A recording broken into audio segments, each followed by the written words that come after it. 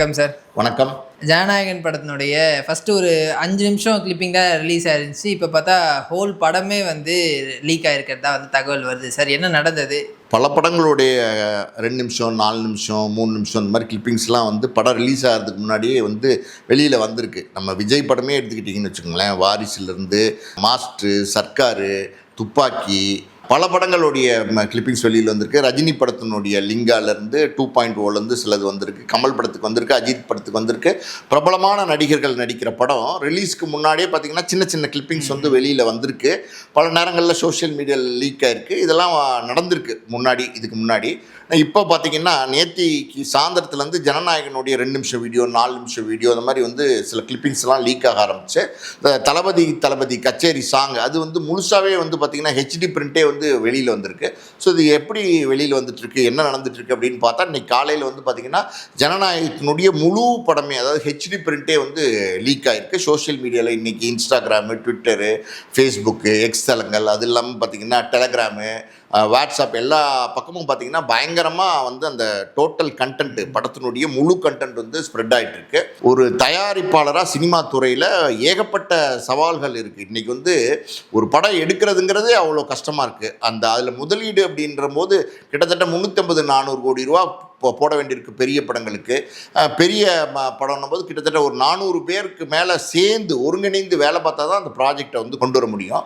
ஒரு தயாரிப்பாளர்னுடைய மிகப்பெரிய முதலீடு 400 கோடி ரூபாங்கிறது சாதாரண முதலீடு கிடையாது. ஒரு படத்தை நம்பி தான் எடுக்கிறாங்க. ஸோ ஒரு நடிகனை நம்பி தான் எடுக்கிறாங்க. அது இல்லாமல் டோட்டல் க்ரூ ஒர்க் பண்ணுறாங்க. எல்லாருடைய உழைப்பு எல்லாத்தையும் ரிலீஸ் தான் எப்படி இருந்தாலும் எதாக இருந்தாலும் சரியான முறையாக இருக்கும்.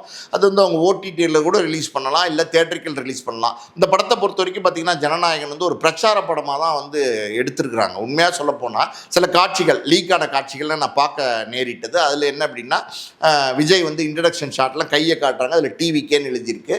தளபதி வெற்றி கொண்டான் அப்படின்றது அவரோட பேர் அப்படிங்கிற மாதிரி சொல்கிறாங்க. ஸோ அது இல்லாமல் இது ஒரு முழுக்க பிரச்சார படம் மாதிரி தான் இருக்குது. ஒரு சில காட்சிகள் பார்க்கும்போது எடுக்கப்பட்டதும் பார்த்தீங்கன்னா பிரச்சாரத்துக்காண்டி தான். இது இந்த தேர்தலுக்கு இது டிவிகேக்கு ஒரு ப்ளஸ்ஸாக இருக்கும் தான் இந்த படத்தை எடுத்தாங்க. ஆனால் அந்த படத்தை சரியான நேரத்தில் கொண்டு வர முடியல. ஜனவரியில் கொண்டு வர முடியல. அதில் ஏகப்பட்ட தடைகள், சென்சாரு, அதில் பிரச்சனை. அதுக்கப்புறம் மறுதணிக்கை பார்த்ததுக்கப்புறம் கூட சர்டிஃபிகேட் வழங்கப்படலை.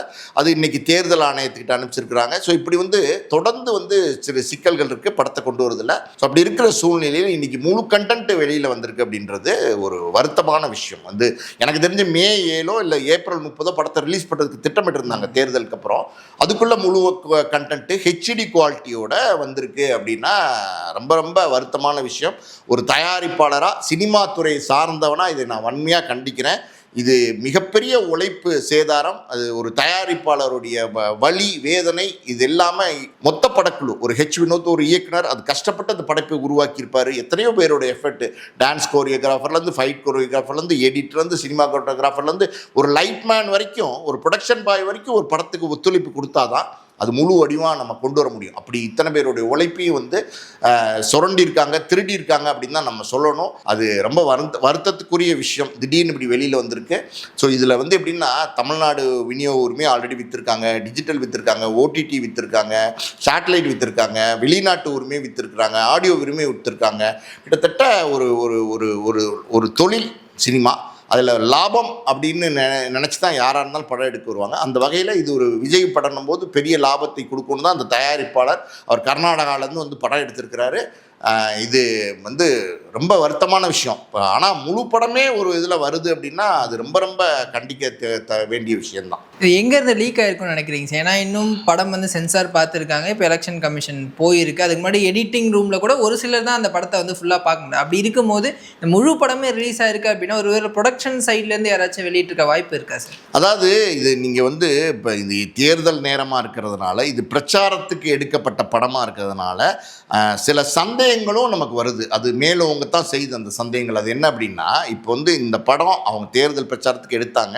ஆனால் பல தடைகள்னால அவங்களால அந்த படத்தை குறித்த நேரத்தில் கொண்டு வர முடியல. இப்போ தேர்தலுக்கு வெறும் 10 நாள் தான் இருக்குன்னும் போது இந்த 10 நாளைக்கு முன்னாடி இந்த கண்டென்ட் எப்படி லீக் ஆகும்?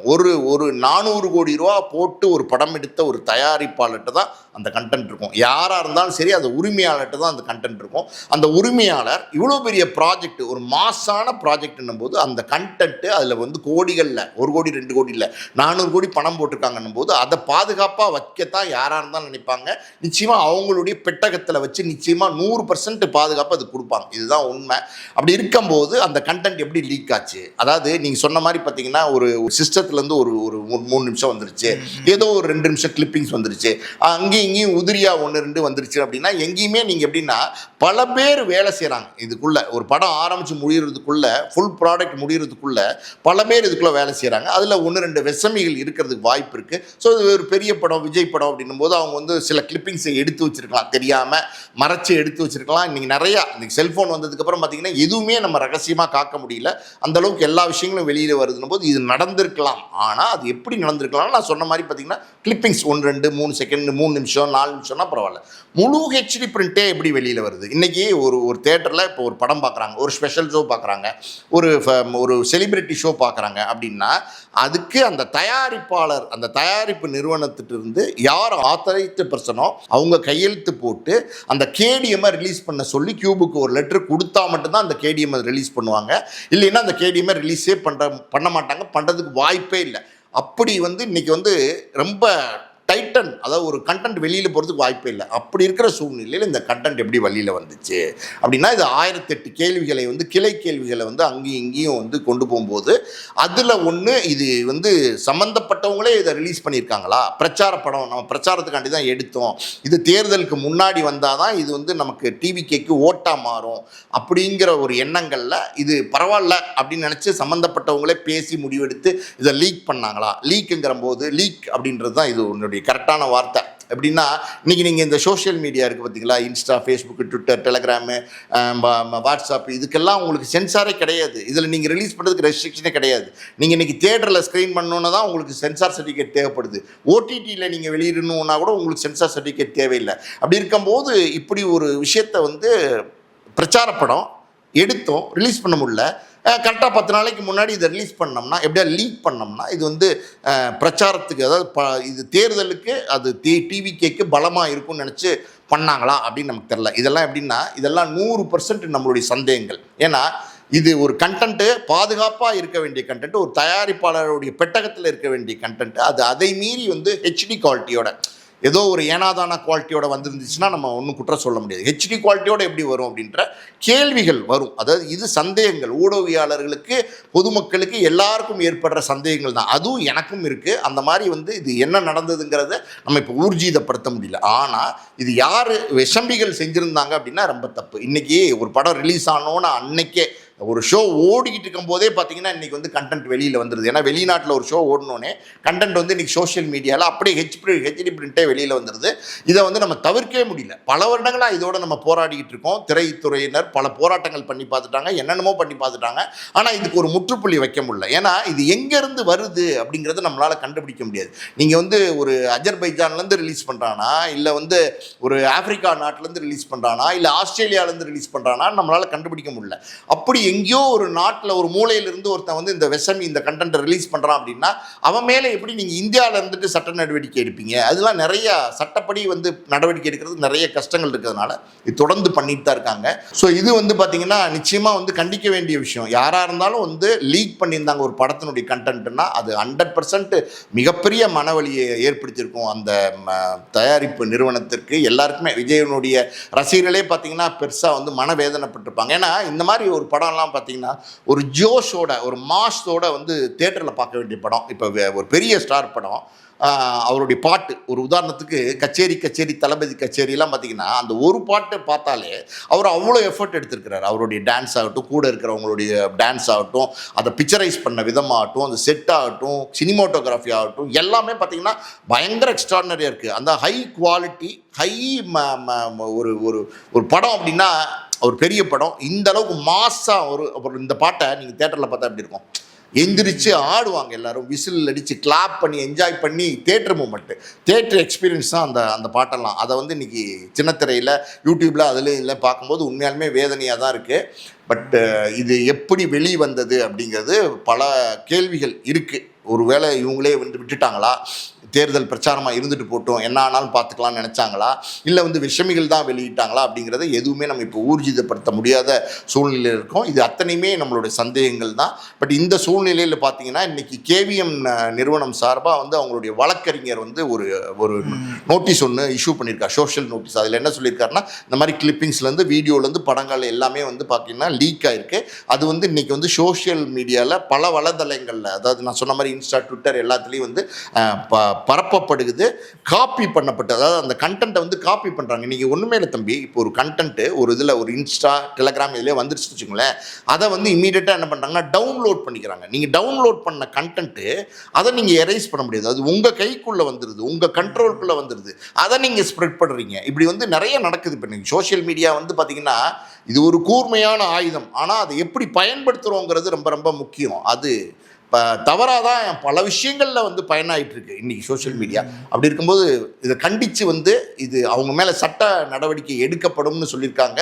இது யார் ரிலீஸ் பண்ணாங்கங்கிறத அடையாளப்படுத்திட்டாங்கன்னு நினைக்கிறேன். அந்த அறிக்கையில் இருக்குது. அவங்க மேலே சட்டப்படி நடவடிக்கை எடுக்க சொல்லி நாங்கள் வந்து போலீஸ்க்கு கம்ப்ளைண்ட் கொடுத்துருக்கோம். ஸோ அதுக்கு நடுவில் இதை வந்து ஸ்ப்ரெட் பண்ணுறதோ, இதை வந்து காப்பி பண்ணி வச்சுக்கிறதோ சட்டப்படி தப்பு, யாரும் செய்யாதீங்கன்னு சொல்லியிருக்காங்க. உண்மையிலுமே பார்த்தீங்கன்னா இப்போ அந்த கண்டென்ட் லீக் ஆகிருந்தால் கூட ஒரு சினிமா துறை சார்ந்த ஒரு தயாரிப்பாளராக பார்த்தீங்கன்னா ஒரு படம் எடுக்கிறதுங்கிறது எவ்வளோ வேதனைங்கிறது எனக்கு தெரியும். அது சின்ன படமாக பெரிய படமாங்கிறதை விட்டுட்டு அதுக்கான உழைப்பெல்லாம் இருக்கும்போது, அதனுடைய ஒரு தயாரிப்பாளனுடைய முதலீடு இருக்குது, எல்லாமே இருக்கணும் போது அதை இப்படி வீணடிக்கக்கூடாது. வீணடிக்கிறதுங்கிறது வந்து ரொம்ப ரொம்ப தப்பு. அதை நான் வன்மையாக கண்டிக்கிறேன்.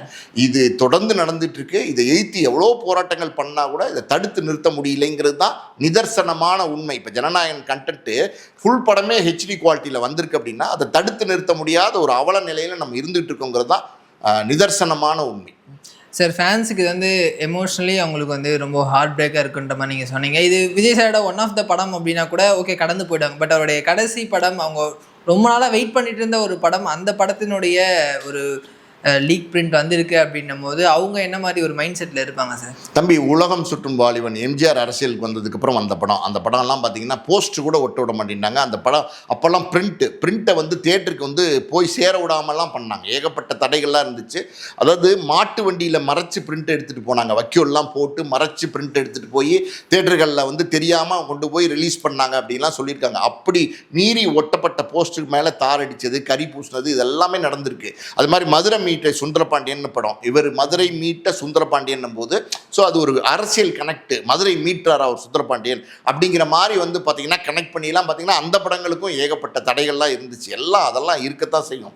ஒரு சினிமாவிலேருந்து ஒரு அரசியலுக்கு வரும்போது, அரசியல் அப்படின்னும் போது அது மிக மிக ஒரு வேகமான ஒரு விஷயமா இருக்கிறதுனால ஆல்ரெடி அரசியலில் இருக்கிறவங்க பன்முனையில் தாக்குதல் பண்ணத்தான் செய்வாங்க. அது இருக்கத்தான் செய்யும். அப்படி இருக்கும்போது விஜய் அவர் ஒரு சினிமா பிரபலம், சினிமா நடிகர், அவர் அரசியலுக்கு வந்துட்டாருன்னும் போது எனக்கு தெரிஞ்சு எப்படின்னா, இதை நான் வந்து கவனக்குறைவாக அந்த தயாரிப்பு நிறுவனத்தை தான் நான் குற்றம் சாட்டுவேன். அதாவது ஒரு 400 கோடி ரூபா போட்ட ஒரு கண்டென்ட்டு, அதில் ஏகப்பட்ட சிக்கல்கள் இருக்குது. இவர் ஒரு மாஸ் ஹீரோவாக இருக்கார், இன்றைக்கி ஒரு மாஸ் லீடர். இன்றைக்கி போகிற பக்கமெல்லாம் கூட்டம் வருது, அது ஓட்டாக மாறுமா அப்படின்னு நமக்கு தெரியாது.